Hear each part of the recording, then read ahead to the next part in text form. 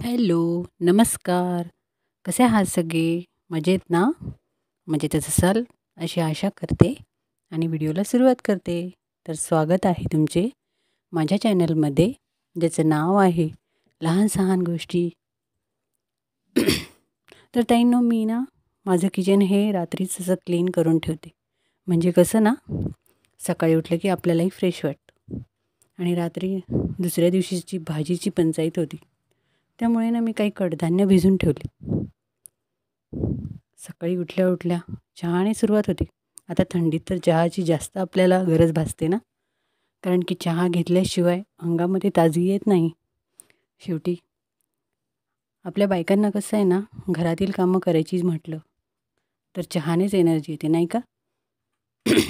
तर बघा हे ताईंनो, हे कडधान्य असे भिजले. आणि आजचा मेनू ना माझा पिवळ्या वाटाण्याची भाजी, भात, चपाती आणि आज ना मी करडईची भाजी बनवणार आहे, जी की मला फार आवडते. तसं तर मी स्वयंपाक करताना आहे ना, एक ओली भाजी, एक सुकी भाजी, भात वगैरे त्यासोबत. म्हणजे कसं ना, असा व्यवस्थित स्वयंपाक असला म्हणजे कसं आहे, आपली ओढाताण होत नाही. आणि एकदा की स्वयंपाक करून बसलं की मग आपल्याला इतरही कामे करता येतात, नाही का? आणि ताईंनो, मी आहे ना हे काम करता करता शिवणकामही करत असते थोडंफार. माझा जो व्यवसाय आहे शिवणकामाचा, तर मग सकाळी सकाळी स्वयंपाक वगैरे आवरला म्हणजे कसं दिवसभर मी शिवणकामालाही वेळ देऊ शकते. माझं स्वतःचं बिझनेस आहे शिवणकामाचा. गेली 20 वर्षापासून मी हेच काम करते. त्यामुळे माझं डेली रुटीन हे असंच झालेलं आहे की सकाळी सगळ्यात अगोदर स्वयंपाक हा आवरून ठेवायचा. त्यानंतर कसं दिवसभरात मग जमेल तसं धुणी भांडी, घरातलं आवराआवर हे तर होतच असतं. आणि मुलंही कसे आपल्याला मदत करतात, कारण की त्यांनाही माहिती झालेलं आहे आपली आई आपल्या घरासाठीच करते म्हणून. आणि माझी मुलंही मला फार मदत करतात ताईंनो सर्व कामांमध्ये.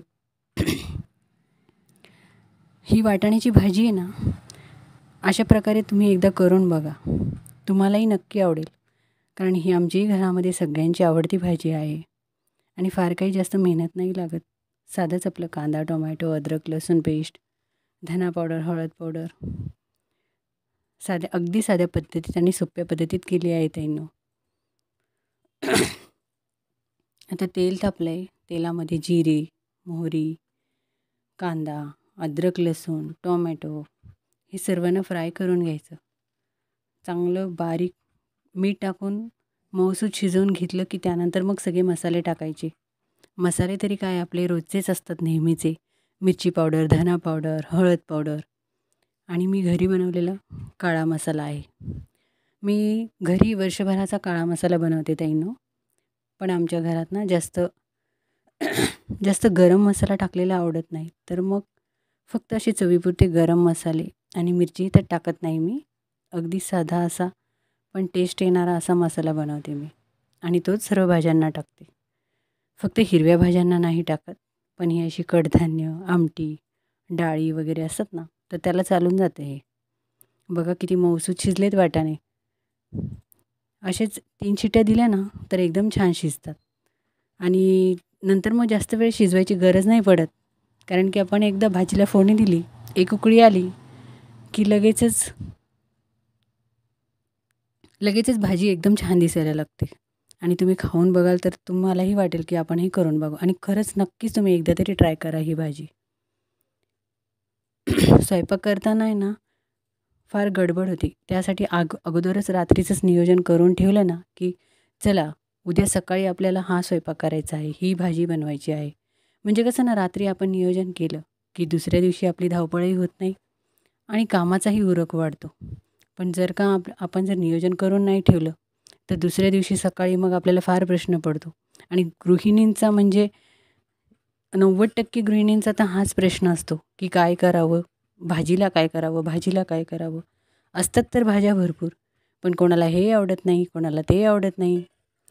पण आपलं कसं आहे ना ताईंनो, आपल्याला एकदा जे करायचं असलं, मुलं बरोबर खातात ते, नाही का? आता लगेच मी भात लावून घेते कुकरमध्ये. रोज एक वाटी असा भात आहे ना मी रोज बनवून ठेवते. म्हणजे कसं ना, कुठलीही भाजी असली तर मुलं खाऊनच टाकतात. नाहीतर चपाती, जर भात नसला आणि फक्त चपाती असली ना की मुलं कधीतरी कंटाळा करतात जेवणाचा. पण भात हा मुलांचा अगदी आवडता आयटम असतो, नाही का? तुमच्याही घरात कोणाला आवडत असेल तर मला नक्की कमेंटमध्ये सांगा. आता हा भात 3 शिट्ट्या टाकून मी शिजवून घेईन. आणि ही बघा किती फ्रेश करडईची भाजी. आता थंडीमध्ये, हिवाळ्यामध्ये तर जास्त येते आणि खूप फ्रेश आहे बघा. 10 रुपयामध्ये इतकी मोठी जुडी आली की ती खूप होईल आम्हाला तिघांना. पण मी सुकीच बनवणार आहे.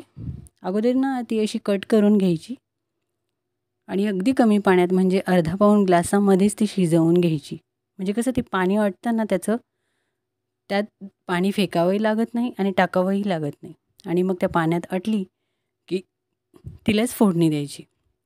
कोणी या भाज्यामध्ये कांदा, टोमॅटो वगैरे वापर करतात, पण मला तशी नाही आवडत. मी फक्त सुके मसाले टाकून फक्त लसूण आणि जिरेची फोडणी दिली की त्यामध्ये होऊन जाते ही भाजी. आणि काही वेळही लागत नाही. मुलांना मेथीच्या भाजीसारखीच चवही लागते त्याची. आता ही बघा भाजी घेतली मी चिरून पूर्ण आणि आता त्याला फोडणी देऊन टाकते. आता शिजवून घेते अगोदर, शिजवून घेतल्यानंतर मग फोडणी देता येईल. आता वाटाण्याची भाजी मी टाकली होती शिजायला, त्यालाही फोडणी द्यायची आहे आपल्याला. तर ताईंनो, मी या डेली रुटीनमध्ये, माझं ही व्लॉग चॅनल आहे, आज माझा दुसरा व्लॉग आहे. तुम्ही मला जरूर सपोर्ट कराल अशी मी आशा करते. कारण की डेली रुटीन ब्लॉगमध्ये आपण काय दाखवतो, जे आपण घरामध्ये करतो, ज्या काही गोष्टी करतो, देवपूजा झालं, साफसफाई झाली, किचन क्लिनिंग झाली, भाज्या बनवण्याच्या पद्धती. असं काही नाही की कोणाला भाज्या बनवता येत नाही, प्रत्येकाला भाज्या बनवता येतात. पण असं आहे ना, प्रत्येकाची पद्धत वेगळी असते. तर कुणाची पद्धत आपण असं प्रत्येकाला विचारू शकत नाही. पण असं बघून आपण यूट्यूबवर बघून नक्कीच आपण करू शकतो आहे. तर तुम्हीही माझी भाजीची रेसिपी बघा आणि तुम्हाला आवडली असेल तर जरूर नक्की ट्राय करा. खूप छान लागते, अगदी साधी आणि सोपी.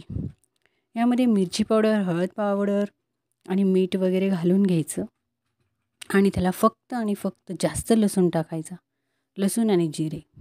हिरव्या भाजीला मी शक्यतो मोहरी घालत नाही आमच्यामध्ये. मेथीची भाजी, शेपूची भाजी, करडई, पालक अशा भाज्यांना आम्ही मोहरी घालत नाहीत, फक्त जिरे आणि लसूण. आमची आई म्हणते की मोहरी घातल्याने वेगळा वास येतो, त्यामुळे आम्ही नाही घालत. मग बाकीच्या भाज्यांना चालतं, कडधान्य झाले, शेंगा झाल्या, बटाटा झाला, पण पालेभाज्यांना नाही घालत. बघा, भरपूर सारा असा लसूण घातला आहे मी या भाजीला आणि जिरे, आणि हे थोडीशी लालसर रंगावरती आले की भाजी यामध्ये परतून घ्यायची. खूप छान लागते ही भाजी, तुम्ही एकदा नक्की करून बघा ताईंनो. सध्या तर मार्केटमध्ये हिरवा भाजीपाला आता सध्या खूप आलेला आहे, कारण की आता थंडीच्या वातावरणामध्ये हिरव्या भाज्या खाल्लेल्याही चांगल्या असतात आणि भूकही फार लागते. कारण की कसं आहे, लहान मुलांनाही जेवणाची सवय असते, पण उन्हाळ्यात शक्यतो मुलांचं जेवण कमी होतं, पण हिवाळ्यामध्ये ना मुलांना जेवायलाही हुरूप वाटतो. आणि अशा जर भाज्या, चमचमीत भाज्या असल्या ना, त्यासोबत ज्वारी बाजरीच्या भाकरी, राईस असं काही असलं की मग मुलं काही नाटकं करत नाहीत. तसे तर माझे दोन्हीही मुलं काहीच नाटकं करत नाही खाण्यापिण्यामध्ये, कारण की आपल्यावर असतं ते. आपण जसं करू तसंच मुलांना सवय लागते, नाही का? मी तर नाही करत असं, आणि आमच्या घरामध्ये कुठलंही अन्न शिल्लक राहत नाही. बघा, झालं माझं जेवण तयार. या ताईंनो जेवायला सगळ्यांनी. कसा वाटला आजचा ब्लॉग?